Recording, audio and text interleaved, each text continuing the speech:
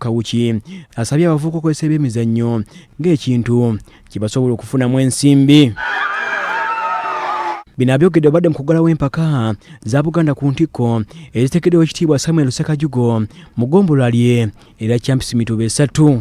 Obubaka bwa Minisita Kawuki butikkiddwa Ronald Kalungi okuva mu ofiisi ye era ono asabye abavubuka okukozesa ebyemizannyo okusobola okwekulaakulanya. Bannachampions, bannaddundu n'eggombolola endala zonna mbakubiriza nti ebyemizannyo mu bitwale nga empaji enkulu ennyo kubanga musobolera ddala obifunamu ensimbi ne mwekulaakulanya. Empaka zino zitabiddwamu ttiimu 5 era Kyabakadde yeziwangudde ng'emeze eddundu wakulira kwa Simugala Penalty era baweereddwa akapiira wa pikipiki ng'ate ttiimu ey'okubiri eweereddwa Seddume Wente. Mubadde musamba ente ya ssente mmeka?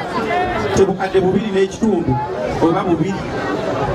Yenda abagamba kati musamenga piki nga tunabanga tuyita ku ludda luno olw'Ekyabakadde nga tetulina mmotoka tunaalinnyanga piki yammwe kubanga tumanyi nti piki ya Buganda kuki Ntikko.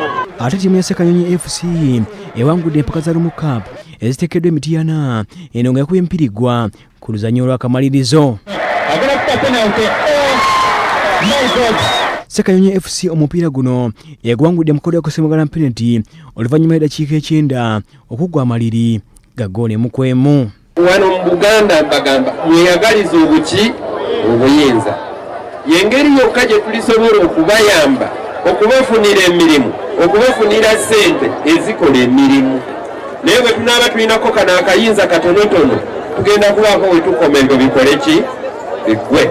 Eno eweereddwa Seddume Wente emijoozi ssaako n'ensimbi enkalu olw'obuwanguzi buno.